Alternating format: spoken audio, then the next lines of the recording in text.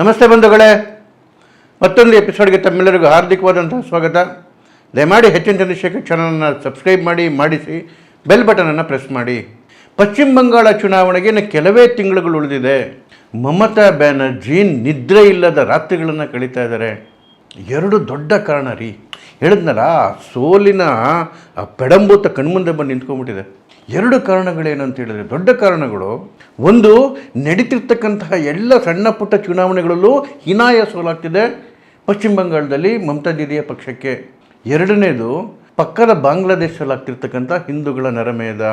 ನೋಡಿ, ಏನು ಪಂಚಾಯತಿ ಚುನಾವಣೆ ಆಯಿತು ಕೆಲವು ವರ್ಷಗಳ ಕೆಳಗೆ, ಅದಾದ ಮೇಲೆ ನಡೆದಿರ್ತಕ್ಕಂತಹ ಬಹುತೇಕ ಆ ರೀತಿಯ ಚುನಾವಣೆಗಳಲ್ಲಿ ಒಂಥರ ಟ್ರೆಂಡೇ ಚೇಂಜ್ ಆಗೋಗ್ಬಿಟ್ಟಿದೆ.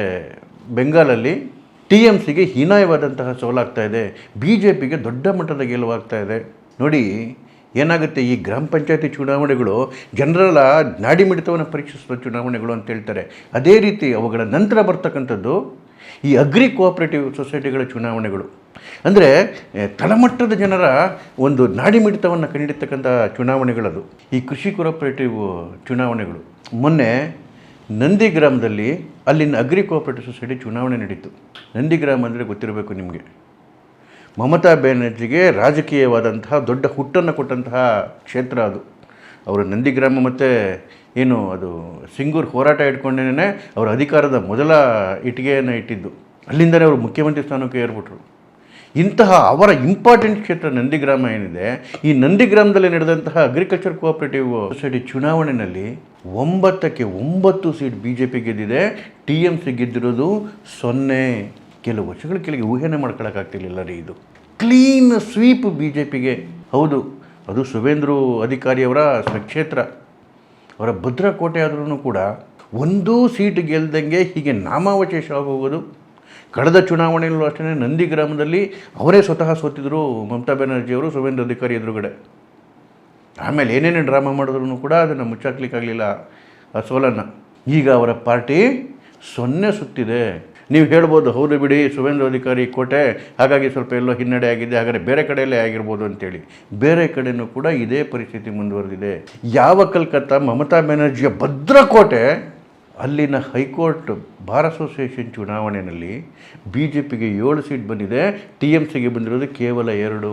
ಅಲ್ಲಿನ ಹೈಕೋರ್ಟ್ನ ಬಾರ್ ಅಸೋಸಿಯೇಷನ್ನು ಅದು ಅಲ್ಲಿವರೆಗೂ TMCಯ ಭದ್ರಕೋಟೆ ಅದು ಹೈಕೋರ್ಟ್ ಚುನಾವಣೆಗಳಲ್ಲಿ. ನೀವು ಆ ಚುನಾವಣೆ ಆದಮೇಲೆ ನನ್ನ ಅಡ್ವೊಕೇಟ್ಗಳು ಚಾನಲ್ಗಳ ಮುಂದೆ ಮಾತಾಡಿದ್ರು. ಅವ್ರು ಮಾತಾಡಿದ್ದು ನೋಡಬೇಕಿತ್ತು. BJPಗೆ ದೊಡ್ಡ ಭವಿಷ್ಯ ಇದೆ. ಬಿಹಾರಿಂದ ಬೆಂಗಾಲ್ವರೆಗೆ BJPಯ ಪತಾಕೆ ಜೋರಾಗಿ ಹರಡ್ತಾ ಇದೆ. ಅದು ನೋಡೋದಕ್ಕೆ ಖುಷಿಯಾಗುತ್ತೆ. ಮುಂದಿನ ವರ್ಷ ಬರೋ ಚುನಾವಣೆಯಲ್ಲಿ ದೊಡ್ಡ ಜಯ ಗಳಿಸಬೇಕು BJP ಅಂತೇಳಿ ಅಡ್ವೊಕೇಟ್ಗಳು ಬಹಿರಂಗವಾಗಿ ಬಂದು ಚಾನಲ್ಗಳಿಗೆ ಹೇಳಿಕೆ ಕೊಡ್ತಿದ್ದು ನೋಡಬೇಕಿತ್ತು ನೀವು. ಇಷ್ಟು ವರ್ಷಗಳ ಕಾಲ ಮಮತಾ ಬ್ಯಾನರ್ಜಿ ಅದೇನು ಕೆಟ್ಟ ಆಡಳಿತ ಇದೆ, ಅದು ಓಲೈಕೆ ರಾಜಕಾರಣ, ಹಿಂದೂಗಳನ್ನ ದಮನ ಮಾಡ್ತಕ್ಕಂಥದ್ದು, ಮುಸ್ಲಿಮರ ವಿಪರೀತ ತುಷ್ಟೀಕರಣ, ಹೆಣ್ಣುಮಕ್ಕಳ ಜೀವನ ಅಂತಲೂ ನರ್ಕ ಹೋಗಿತ್ತು. ಅದಕ್ಕೆಲ್ಲವೂ ಕೂಡ ಇವತ್ತು ಅಂತ್ಯ ಬರ್ತಕ್ಕಂಥ ಸಮಯ ಬಂದುಬಿಟ್ಟಿದೆ. ಯಾಕೆ ಬೆಂಗಾಲದಲ್ಲಿ ಇಷ್ಟೊಂದು ದೊಡ್ಡ ಪ್ರಮಾಣದ ಜಯ ಮಮತಾ ಬ್ಯಾನರ್ಜಿಗೆ ಸಿಗ್ತಾಯಿತ್ತು ಅಂತ ಹೇಳಿದ್ರೆ, ಮೊದಲನೇದಾಗಿ ಅಲ್ಲಿನ ಏನು ವಿರೋಧ ಪಕ್ಷಗಳಿದ್ವು, CPI ಆಗಲಿ ಅಥವಾ ಕಾಂಗ್ರೆಸ್ ಆಗಲಿ, ಇವನ್ನೆಲ್ಲ ಕಚ್ಚೋಗಿದ್ವು. ಜೊತೆಗೆ ಮುಸ್ಲಿಂ ಓಟ್ಗಳ ಇಡೀ ಗಂಟು ಮಮತಾ ಬ್ಯಾನರ್ಜಿಗೆ ಜೊತೆಗಿತ್ತು. ಅಲ್ಲಿ ಸುಮಾರು 35ರಿಂದ 38% ಮುಸ್ಲಿಂ ಓಟ್ಗಳಿದೆ. ಆಲ್ಮೋಸ್ಟ್ 40% ಅದು ಇಡಿಗಂಟು ಮಮತಾ ಬ್ಯಾನರ್ಜಿ ಜೊತೆಗಿತ್ತು. ಅದರ ಜೊತೆಗೆ ಈ ಗ್ರಾಮಾಂತರ ಭಾಗದ ಹಿಂದೂ ಓಟ್ಗಳು ಕೂಡ ಮಮತಾ ಬ್ಯಾನರ್ಜಿಗೆ ಬೀಳ್ತಾ ಇತ್ತು. ಈ ಸರಿ ಸೀನ್ ಪಕ್ಕಾ ಇದೆ. ಏನು ಹಿಂದಿ ಭಾಷಿಕರದು ಅಥವಾ ನಾನ್ ಬೆಂಗಾಲಿ ವೋಟರ್ಸ್ ಇದ್ದಾರೆ, ಅಷ್ಟೂ ವೋಟರ್ಸ್ಗಳು ಇವತ್ತು BJP ಜೊತೆಗೆ ನಿಂತಿದ್ದಾರೆ. ಅದರ ಜೊತೆಗೆ ಅಲ್ಲಿನ OBC ಓಟ್ಗಳು ಮತ್ತು SC ST ಓಟ್ಗಳು ದೊಡ್ಡ ಪ್ರಮಾಣದಲ್ಲಿ BJPಗೆ ಶಿಫ್ಟ್ ಆಗಿದ್ದಾವೆ. ತುಂಬ ಅನ್ಯಾಯ ಅನುಭವಿಸಿದ್ದು, ಅನಾಚಾರಗಳನ್ನ ಅನುಭವಿಸಿದ್ದು ಈ ತಳಮಟ್ಟದ ಸಮುದಾಯ, ಹಿಂದೂ ತಳಮಟ್ಟದ ಸಮುದಾಯ. ಜೊತೆಗೆ ಹಿಂದೂಗಳ 60% ಓಟು ಇವತ್ತು BJPಯ ಜೊತೆಗಿದೆ. ಇನ್ನು ಕೇವಲ ಪ್ರಯತ್ನ ನಡಿಬೇಕಾಗಿರೋದು, ಪ್ರಯತ್ನ ನಡೀತಾ ಇರೋದು ಇನ್ನೊಂದು 10% ಹಿಂದೂ ಓಟಿಗೆ. ನೋಡಿ, 2014ರಲ್ಲಿ ಮೋದಿಯ ಭಯಂಕರ ಅಲೆ ದೇಶದಲ್ಲಿ ಬೀಸಿದಾಗಲೂ ಕೂಡ ಬಂಗಾಳದಲ್ಲಿ BJPಗೂ TMCಗೂ 22.8% ಡಿಫ್ರೆನ್ಸ್ ಇತ್ತು ವೋಟ್ ಶೇರು. ಆಗ TMCಗೆ 39.8% ವೋಟ್ ಬಿದ್ದಿದ್ರೆ BJPಗೆ ಬಿದ್ದಿದ್ದು ಕೇವಲ 17%. ಅಲ್ಲಿಂದ ಬಂದು 2021ರ ಚುನಾವಣೆ ಅಂದರೆ ಕಳೆದ ವಿಧಾನಸಭಾ ಚುನಾವಣೆಯಲ್ಲಿ ಈ ಡಿಫರೆನ್ಸ್ ಏನು 22.8% ಇತ್ತು, ಇದು ಕೇವಲ 10%ಗೆ ಬಂದು ನಿಂತಿದೆ. ಕಳೆದ ವಿಧಾನಸಭಾ ಚುನಾವಣೆಯಲ್ಲಿ TMCಗೆ 48.5% ವೋಟ್ ಬಿದ್ದಿದ್ರೆ BJPಗೆ 38.5% ಓಟು, ಕೇವಲ 10% ಅಷ್ಟೇ ಡಿಫ್ರೆನ್ಸ್ ಆಗಿರೋದು. This is the very important factor to see. Mamata ಬ್ಯಾನರ್ಜಿಯ ಶಕ್ತಿ ಭಾಳ ಕಡಿಮೆ ಆಗ್ತಾ ಬರ್ತಾ ಇದೆ ರೀ. ಅದೇ ರೀತಿ BJP ಶಕ್ತಿ ವಿಪರೀತ ಜಾಸ್ತಿ ಆಗೋಗ್ತಾ ಇದೆ. ಇನ್ನು 10% ಓಟ್ ಏನು ಬೇಕಾಗಿದೆಯಲ್ಲ, ಆ 10% ಓಟೇ ಇಲ್ಲಿನ ಏನು ಈ ಹಿಂದೂ ಓಟ್ಗಳ ಕನ್ಸಾಲಿಡೇಷನ್ ಆಗಬೇಕಾಗಿರೋದು. ಅದು ಆಗ್ತಾ ಇದೆ. ಅದಕ್ಕೆ ದೊಡ್ಡ ಫ್ಯಾಕ್ಟರ್ ಕಾರಣ ಆಗ್ತಿರ್ತಕ್ಕಂಥದ್ದು ಪಕ್ಕದ ಬಾಂಗ್ಲಾದೇಶದಲ್ಲಿ ನಡೀತಿರ್ತಕ್ಕಂತಹ ಹಿಂದೂಗಳ ಮಾರಣ ಹೋಮ.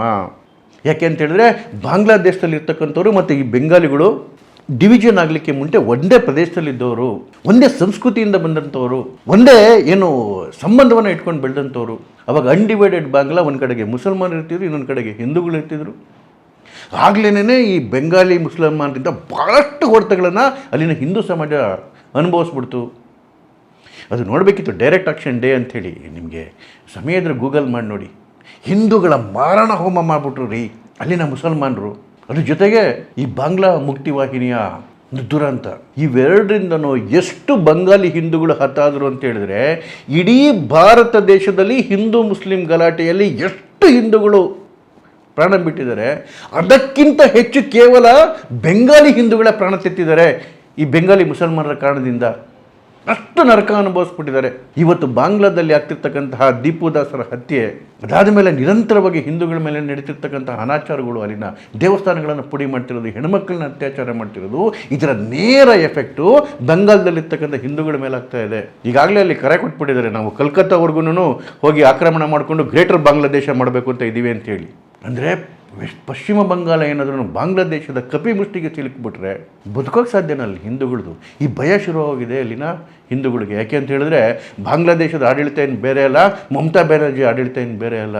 ಅದೇ ರೀತಿ ಈ ಹಿಂದೂಗಳ ದಮನ ಮಾಡ್ಕೊಂಡು ಬಂದರು ಮಮತಾ ಬ್ಯಾನರ್ಜಿ, ಮುಸಲ್ಮಾನರ ತುಷ್ಟೀಕರಣ ಮಾಡಿಕೊಂಡು. ಇವೆಲ್ಲವನ್ನು ಕಣ್ಣಾರೆ ಕಂಡು ಅನುಭವಿಸಿರ್ತಕ್ಕಂಥ ಹಿಂದೂಗಳು ನಿಧಾನವಾಗಿ ಆದರೆ ಗಟ್ಟಿಯಾಗಿ BJP ಜೊತೆಗೆ ವಾಲ್ತಾ ಇದ್ದಾರೆ, BJPಯ ಸಖ್ಯಕ್ಕೆ ಬರ್ತಾ ಇದ್ದಾರೆ, ತೆಕ್ಕೆಗೆ ಬರ್ತಾ ಇದ್ದಾರೆ. ನಾನು ಹೇಳಿದ್ನಲ್ಲ, ಕಳೆದ ಚುನಾವಣೆಯಲ್ಲೇ ಕೇವಲ 10% ಅಷ್ಟೇ ಡಿಫ್ರೆನ್ಸ್ ಇತ್ತು. ಇವತ್ತಲ್ಲಿ ಬೀಸ್ತಿರ್ತಕ್ಕಂಥ ಬದಲಾವಣೆ ಗಾಳಿ ಹೇಗಿದೆ ಅಂತ ಹೇಳಿದ್ರೆ, ಒಂದು ಚುನಾವಣೆಗಳಲ್ಲಿ ನಿರಂತರವಾಗಿ BJP ಗೆದ್ದು ಬರ್ತಾ ಇದೆ, ಇನ್ನೊಂದು ಕಡೆಗೆ ಇನ್ನು ಹಿಂದೂಗಳ ಕನ್ಸಾಲಿಡೇಷನ್ ನಡೀತಾ ಇದೆ. ಜೊತೆಗೆ ಏನು ಬಾಂಗ್ಲಾದಿಂದ ನಿರಾಶ್ರಿತರಾಗಿ ಓಡ್ಬಂದ್ಬಿಟ್ಟಿದ್ರಲ್ಲ ಮತುವಾ ದಲಿತ ಸಮುದಾಯ, ಇದಕ್ಕೆ ಭಾರತದ ಪೌರತ್ವ ಕೊಡ್ತಕ್ಕಂಥ ಕೆಲಸ ಕೂಡ ನಡೀತಾ ಇದೆ ಈಗ CAA ಕಾರಣದಿಂದ. ನೀವು ಬೇಕಾದ್ರೆ ಇವತ್ತೇ ಬರೆದಿಟ್ಕೊಳ್ರಿ, ಬಂಗಾಳ ಚುನಾವಣೆಯ result it's writing on the wall. Mamata ಬ್ಯಾನರ್ಜಿಯ ಸೋಲು ಶತಸಿದ್ಧ. ನಮಸ್ಕಾರ.